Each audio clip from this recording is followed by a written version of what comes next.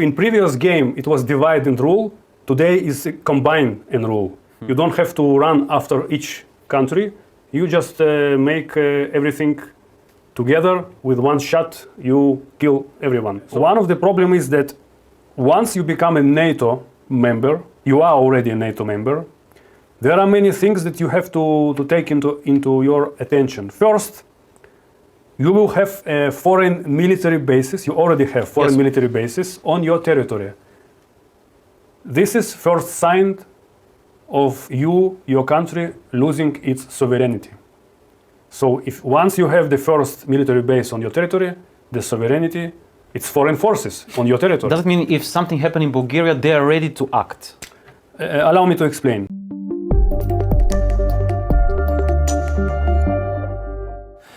Уважаеми зрители, ето ни във втората част на разговора с Саймон Ципис. Mr. Ципис, the next question that I wrote here is, how is it possible a country like United States to, actually United States is not a member of the European Union, but they are making political and geopolitical and economical and military decisions for the European Union. And perhaps more important is why the European Union are agree with those decisions at the moment.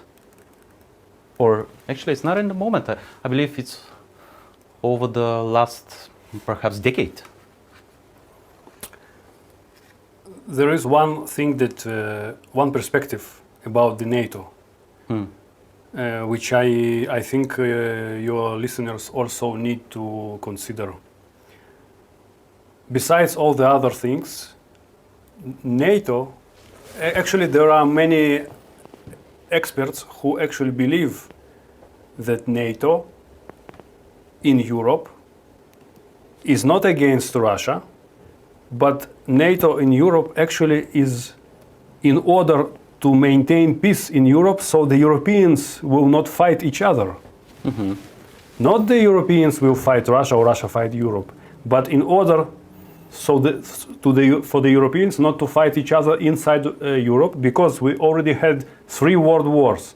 I consider Napoleonic War as a First World War.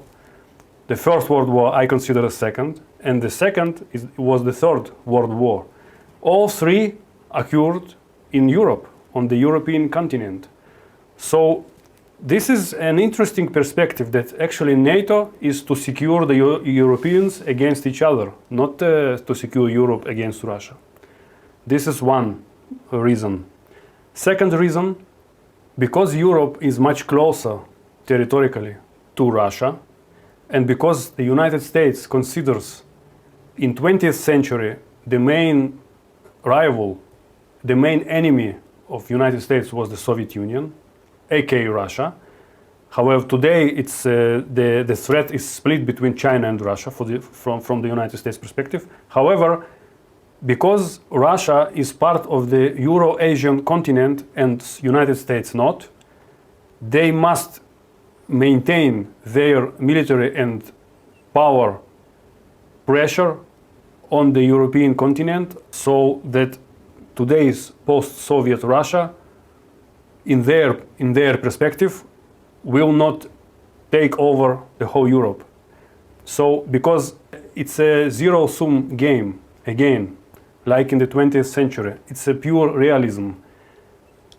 Every country which becomes an ally of Russia is one country less for the United States. This is how they view the world. Every additional ally or an agreement which benefits Russia for United States is a defeat in this game. This is called a zero-sum game. This is how they view the world. So the Europe is extremely close. Actually, it's attached to the Russian borders. For Russia to take over Europe, the United States already saw how it happens during the Second World War. So they try to do everything to avoid this happening again.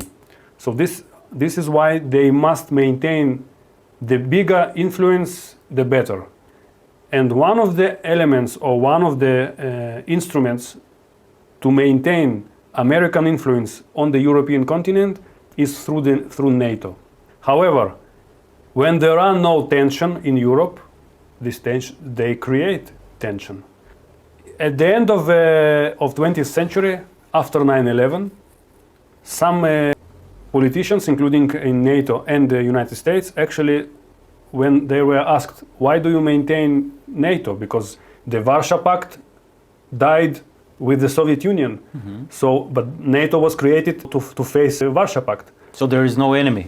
They told, no, we must maintain NATO against the war of terrorism. Did you see what happened in New York in 9/11? So now we have a threat to Europe from the terrorist direction. After a few decades, this argument proved to be non-useful. Next argument was that NATO is against Iran. So Iran won't bomb Europe. This argument also, slowly by slowly, after a few decades, because we know that Iran is trying to reach an atomic bomb, a nuclear weapon, to weaponize nuclear energy. The next was very timely, is the conflict, first it was in 2008 between Russia and Georgia, and then the Russian-Ukrainian war began. So now they have a solid argument for the NATO, and it will continue over and over and over and over again. They will maintain NATO in Europe at any price. However, we must not forget the other argument that NATO actually keeps the peace in Europe. Whether it's correct or not, only future can show us. But as long as NATO in Europe, United States of America will have a very significant leverage on European politics. Another element which is very significant is Britain. From one point of view, Britain is part of Europe. From the other, they went out of the European Union, Brexit. After Brexit, it was absolutely clear for me that the British membership in European Union was a trap for all other European countries. Many countries saw that Britain also became a member of the European Union, so they said, look, this union is very strong. Britain is part of our European Union. We are willing to become members as well. But the trap closed behind their backs. Brexit occurred. Britain went out of European Union and closed the trap. All the other states now members of European Union. Now this European Union played a very crucial role in this conflict between Russia and Ukraine. What Ukraine wanted is to become Europe, a member of European Union. However, I think this was not the main problem for the Russian leadership. The main problem was that automatically, once you become European Union member, you must become a NATO member. There is one exception. Turkey is a NATO member, but not a European Union member. So you can be a NATO member without Europe, but you cannot be a European Union member without NATO. This is a paradoxical situation. I think the Ukrainian leadership made a grave mistake. In my opinion, the best way for Ukraine was to remain sovereign, neutral, and independent country, which means they are not with Russia nor with NATO. They can trade with anyone they want. They can have open borders. They can have a liberal economy. But this is kind of a non-alignment. But what did I tell you at the beginning? In this 21st century game, nobody will allow you to be non-aligned. You either will be forced to be with the West or with the enemies of the West. The West didn't let Ukraine to maintain status of a non-aligned state. You either with Russia or you with the West. There is no third way. Something that was during the Cold War. Today, the game is much more aggressive. In my opinion, it's a grave strategy of Ukraine. First was the wrong leadership of Viktor Yanukovych, and then there was a chain of mistakes and wrong leaders in Ukraine.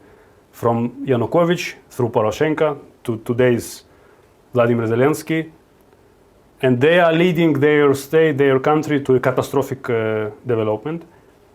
However, from my point of view, the best way for Ukraine to avoid this conflictful situation, as I said, is to be one, neutral, second, sovereign, not member of any military political bloc, and third, to be independent. Not dependent on Russia, not economically, not military, and not dependent on European Union either. However, the West didn't let Ukraine go. Answering your question about why United States have so much leverage in Europe. As I told you, Europe is a very crucial territory for United States. Second, the British, in my opinion, the British Empire or British Kingdom is behind all its colonies, including United States, Canada, New Zealand, and Australia. But they must keep Europe under their control because they actually bordering with Europe, and they care big time about anything that happens in Europe. And if in past it was, there is a saying that you divide and rule, today you integrate and rule. It's much easier to control Europe once it is in one union. It's very easy to control the whole Europe with one shot. Yeah, with the centralized laws and centralized laws, centralized parliament, centralized economic relations, central bank, central currency. So if in previous game it was divide and rule, today is combine and rule, integrate and rule. It's much easier to rule Europe once it is all combined. You don't have to run after each country. You just make everything together with one shot. You kill everyone. So integrate and rule. This is one of the essential rules of this current modern 21st century game. I think in future we will see such an attempt to integrate states of the Middle East in order for it be easier to control Middle East. They will try to integrate in some kind of a union, Middle East Union, or the union of the Persian Gulf monarchies. And we already saw it a few years ago when Israel became part of the Persian Gulf monarchies, some kind of a union without a name, but there were military drills together, exercises together with the Persian Gulf states. So we are seeing that a new union is being created in the Middle East. I think the same attempt will be in the near 100 years in Africa and maybe in South America. So there is already an attempt to make AMERO, Mexico, United States, Canada together in a union. It didn't work out very well because Mexico has a lot of problems, including with drug trafficking, human trafficking, and organized crime. But I think in this new game of the 21st century, first, essential point, there is no non-alignment. Second, it's not divide and rule, it's combine and rule. And third, religion takes a great part in this game. Let me give you an example. When Russia sent its troops to Syria, they actually were baptized by the leader of the Russian church before going to Syria. This was on television. In my opinion, it was a mistake because at least don't show it on the media. Because who did the Russian troops went to fight in Syria? Muslims. It doesn't matter whether these were Alawi, Sunni, Shia, they were Muslims. From the Muslim point of view, this was a crusade of the Orthodox Church against Islam, two different civilizations. This was a very important element. I think it was not considered enough within the Russian leadership before they sent their troops to the Middle East. Second point I would like to make is that inside the State Department of United States, inside the Department of National Security, there are actually employees who are Muslims, but not only that they are Muslims, they promote the interests of Iran. They are Iranians. This information became public recently, a few days ago, in the light of the war in Gaza, when President Joe Biden refused to supply Israel with modern weapons, including bombs and rockets, to fight the Hamas militants, and probably expecting war with Hezbollah in Lebanon, and if with Hamas and Hezbollah there is a third potential conflict between Israel and Iran. So Israel must be prepared to the full, and at this focal point, Joe Biden, the President of the United States, refused to supply or stopped supplying the essential weapons to Israel. On this background, many critical opinions appear in the media from the politicians from both sides of parties, the Democrat and Republican.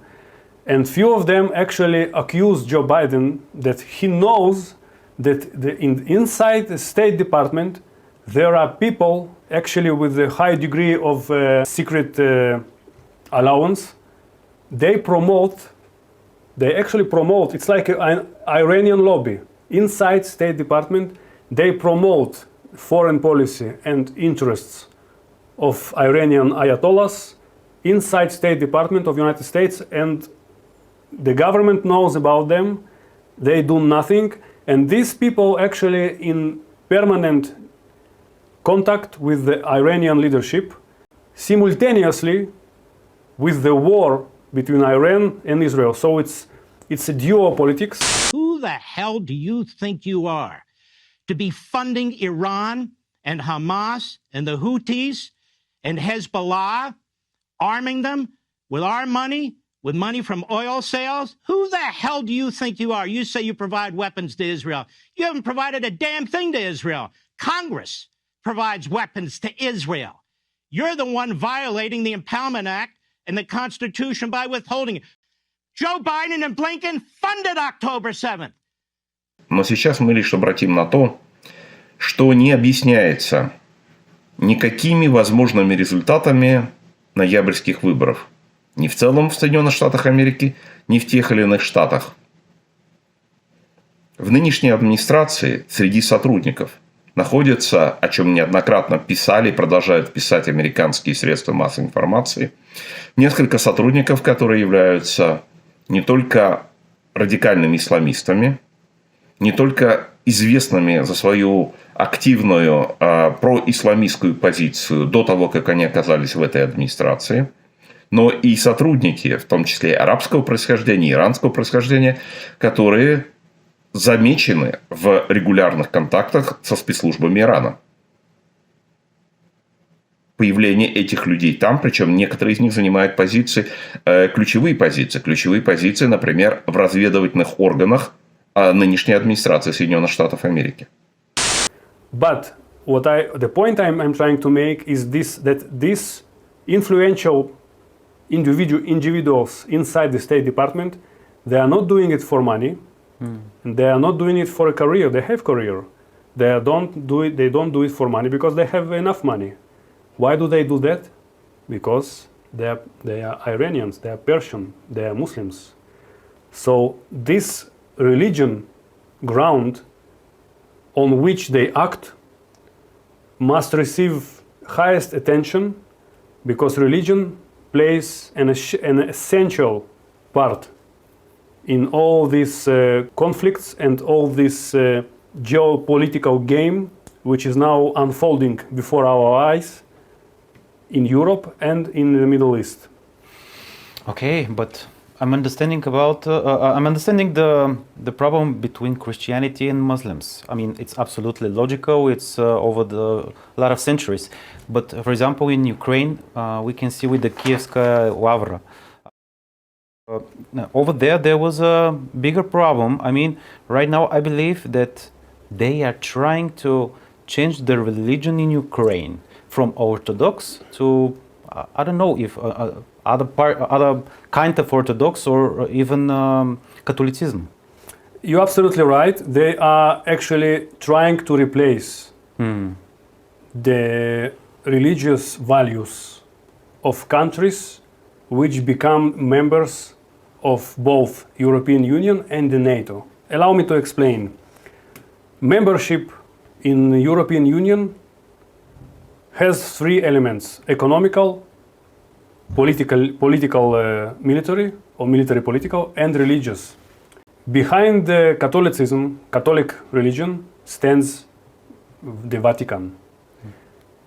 He promotes its interests to replace, to transform foreign for it. It's not foreign for you, but for Vatican it's foreign.